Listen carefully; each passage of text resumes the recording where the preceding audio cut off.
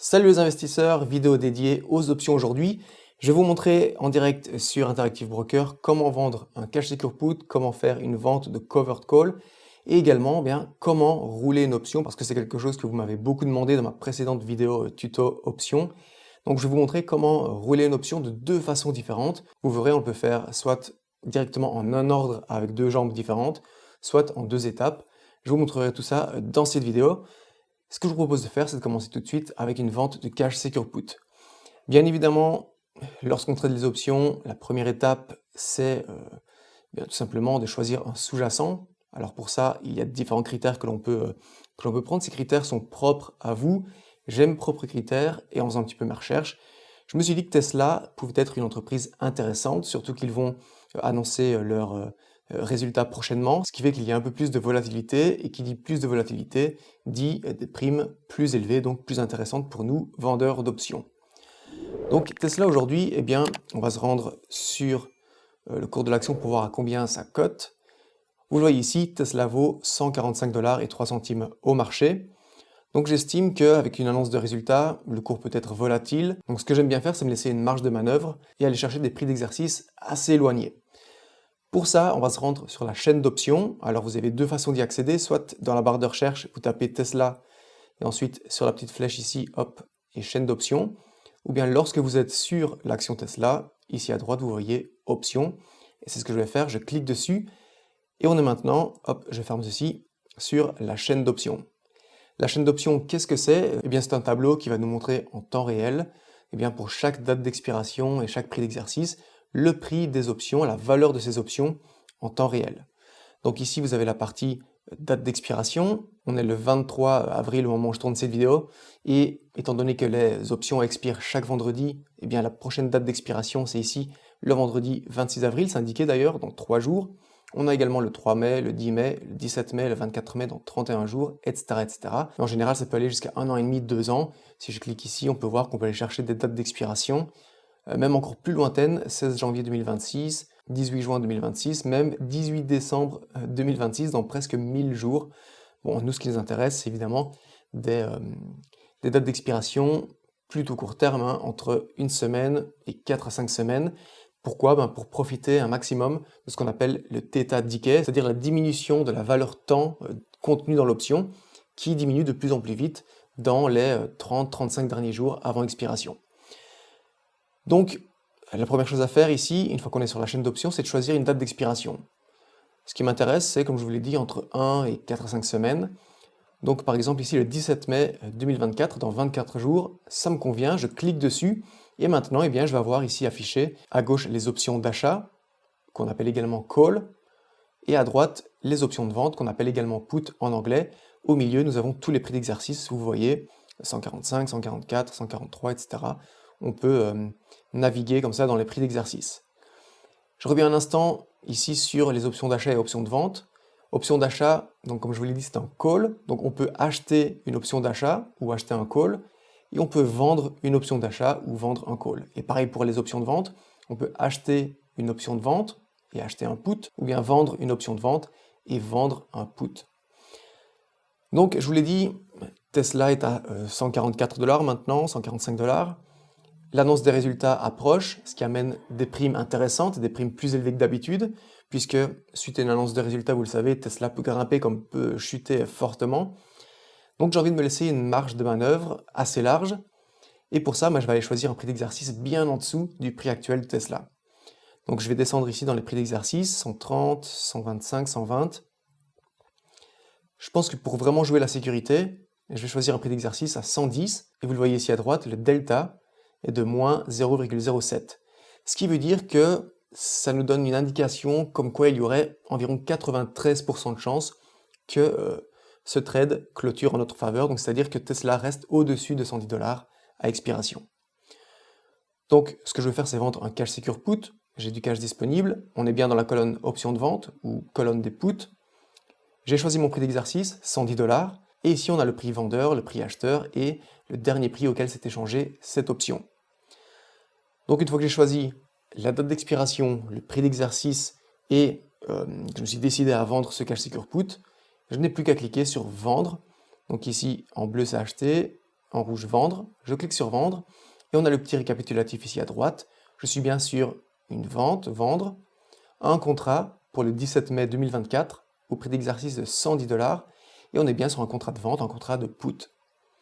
Ici, on peut le voir que le prix de cette prime ou le prix de cette option est de 1,12 fois 100, puisque je rappelle qu'un contrat d'option permet de contrôler 100 actions.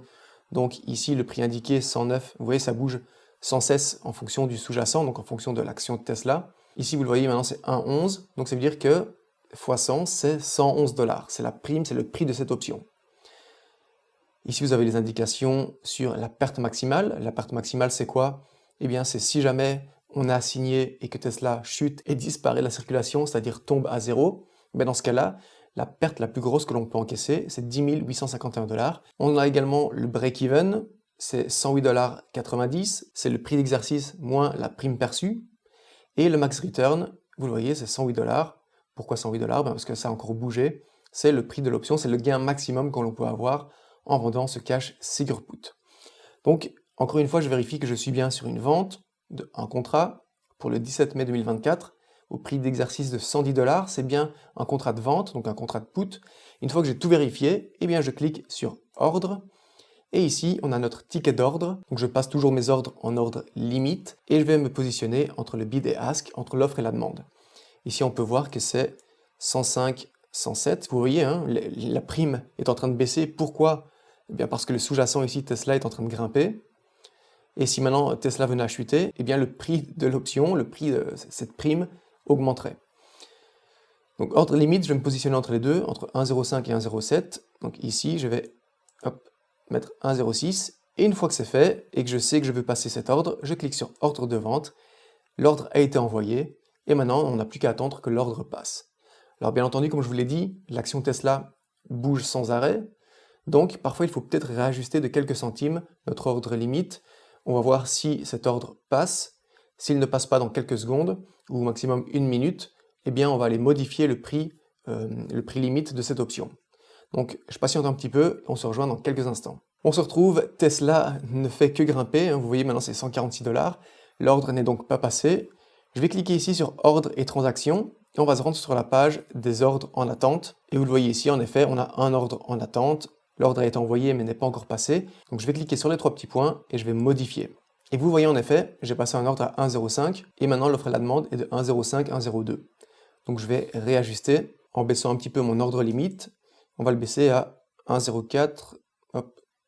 Vous voyez, ça change sans arrêt. Peut-être 1,05, on va voir. Ok. Soumettre l'ordre de modification.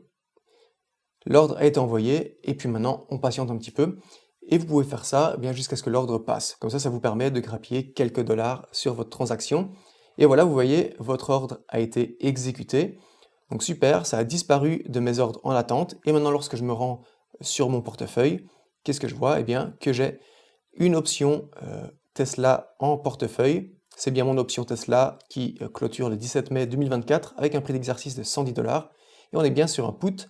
Et comment vérifier qu'on est bien sur une vente de put? Eh bien ici dans position, on est sur -1. Lorsqu'on vend une option, on reçoit de l'argent, on est sur une position négative. Lorsqu'on achète une option, donc un achat de call ou un achat de put, on est sur une position positive. Donc ici on a les informations de la prime et vous le voyez, le coût d'acquisition c'est 103,95 ou plutôt moins 103,95. Ça c'est la prime que j'ai perçue, c'est dans ma poche au moment où l'ordre a été passé. Et cet argent, il est où? Eh bien il a été ajouté à mon cash disponible. Donc voilà, j'ai gagné 103 $ pour passer cet ordre de cash secure put sur Tesla. Maintenant, que peut-il se passer avec ce cash secure put sur Tesla? Eh bien c'est simple, il peut se passer trois choses. Premièrement, Tesla reste au-dessus de 110 $, donc c'est mon prix d'exercice choisi, au 17 mai 2024. Tesla reste au-dessus, par exemple à 120, 130, 140, 150.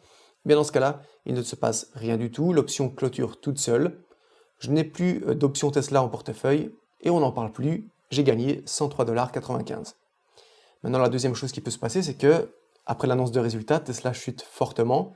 Et dans ce cas-là, imaginez que Tesla est chuté à 105 $, 100 $. Dans ce cas-là, je serais obligé d'acheter 100 actions Tesla à 110 $, mon prix d'exercice choisi, même si Tesla vaut moins cher au marché après une forte chute, encore une fois, par exemple 105 ou 100 $. Donc c'est le risque ici que je prends. Je m'engage à acheter 100 actions Tesla à 110 $ le 17 mai 2024 si Tesla est en dessous de 110 $. Et maintenant la troisième option, c'est que si Tesla chute fortement et se rapproche dangereusement de 110 $, ou bien que c'est légèrement en dessous de 110 $, la troisième chose que je peux faire, c'est de rouler mon option. Un roulement d'option, qu'est-ce que c'est? Eh bien, c'est un rachat de la position en cours, et par-dessus, on revend un nouveau put, on revend une nouvelle option de vente pour une date ultérieure afin de gagner du temps, et dans certains cas même, pouvoir baisser le prix d'exercice, et même parfois aussi toucher une prime supplémentaire. Je vous montrerai le roulement d'option dans un instant. Maintenant qu'on a fait une vente de Cash Secure Put, on va faire une vente de Covered Call, mais pour faire une vente de Covered Call, comme son nom l'indique, call couvert, il nous faut 100 actions en portefeuille, donc allons acheter 100 actions. Je vais aller acheter 100 actions par exemple PayPal, on se retrouve dans un instant. Je viens d'acheter mes 100 actions PayPal au marché, vous le voyez, on est sur le portefeuille. J'ai bien une position sur PayPal. Combien d'actions? 100. Le coût d'acquisition, 6 431 $, donc 64,31 $, c'est mon PRU sur PayPal. Et ce que je vais faire, c'est que maintenant que j'ai ces 100 actions en portefeuille, eh bien une personne qui investirait sur le long terme ne pourrait strictement rien faire à part croiser les bras et attendre que PayPal grimpe. Mais lorsque vous tradez les options, vous pouvez utiliser ces actions pour vendre des covered calls. Donc c'est ce que je vais faire. Je vais utiliser ces 100 actions pour vendre un contrat de covered call sur PayPal. Pour ça, je vais cliquer sur PayPal ici, ou bien dans la barre de recherche.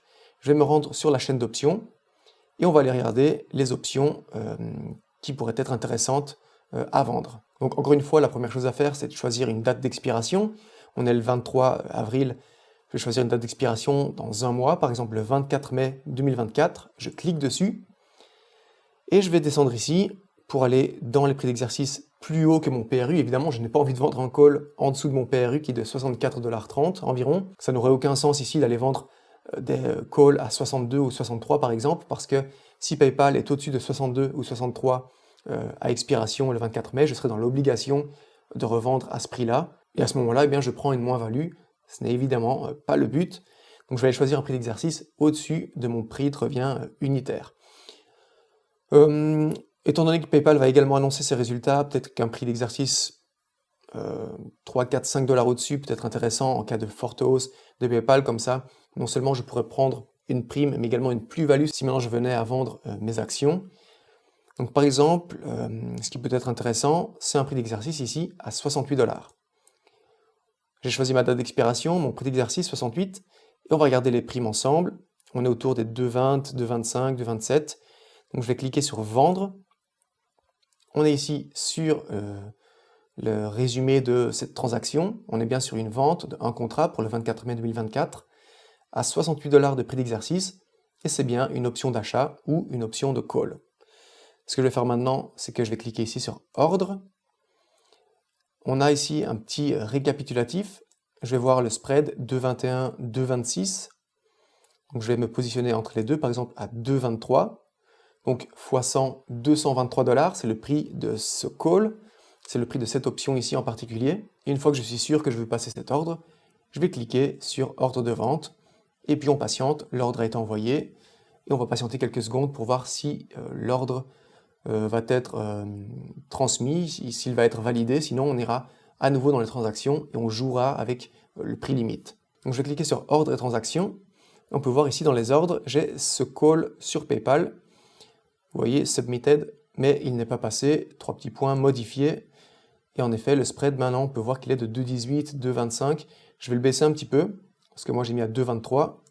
Par exemple à 2,20. Hop, soumettre l'ordre de modification. L'ordre a été envoyé, on va patienter un petit peu, et voilà, l'ordre a été exécuté. Donc maintenant, si je retourne en portefeuille, je devrais avoir une nouvelle ligne dans ce portefeuille qui est une vente de call. Donc vous verrez position -1. On va aller voir ça ensemble. Portefeuille. Et en effet, j'ai bien une nouvelle ligne, une vente de call sur PayPal pour le 24 mai 2024 au prix d'exercice de 68 $. C'est bien une position négative, -1, parce que c'est une vente d'option, une vente de call ici. Et on a les informations sur le prix de cette option. Le coût d'acquisition 218,96. Eh bien, c'est la prime que j'ai perçue maintenant, tout de suite. Ça a été crédité sur mon compte pour vendre ce put. Donc aujourd'hui, eh bien, avec cette vente de put sur Tesla et cette vente de call sur PayPal, j'ai gagné environ 103 plus 218. j'ai gagné environ 321, 322 $. C'est de l'argent, encore une fois, c'est prime qui est crédité directement sur mon compte au moment où je vends mes options. Donc maintenant que c'est fait, eh bien, que peut-il se passer à expiration? Il peut se passer trois choses. Première chose, PayPal reste en dessous de mon prix d'exercice de 68 $, comme c'est le cas à l'heure actuelle, environ 64, 65 $. Et dans ce cas-là, il ne se passe rien et le 24 mai, l'option expire toute seule et voilà, on n'en parle plus. Deuxième chose qui peut se passer, c'est que PayPal à expiration est au-dessus de 68 $, par exemple, imaginez 69, et bien dans ce cas-là, je suis dans l'obligation de revendre mes actions PayPal à 68 $, mon prix d'exercice. Donc ici, il faut vraiment comprendre qu'il y a ce risque de manque à gagner, parce qu'imaginez que PayPal explose et monte à 100 $, et bien certes, j'aurais pris 200 $ de prime, mais je serais dans l'obligation de revendre PayPal à 68 $, et donc j'aurais un gros manque à gagner. Et la troisième option que je pourrais avoir, c'est tout simplement rouler cette option si je ne veux pas me faire assigner. Imaginons que dans quelques semaines, PayPal soit à 69 $ au marché, et bien je pourrais rouler mon option, c'est-à-dire racheter mon call et revendre un nouveau call par-dessus pour une date ultérieure, donc je gagnerai du temps. Je pourrais peut-être même remonter le prix d'exercice et prendre une prime au passage.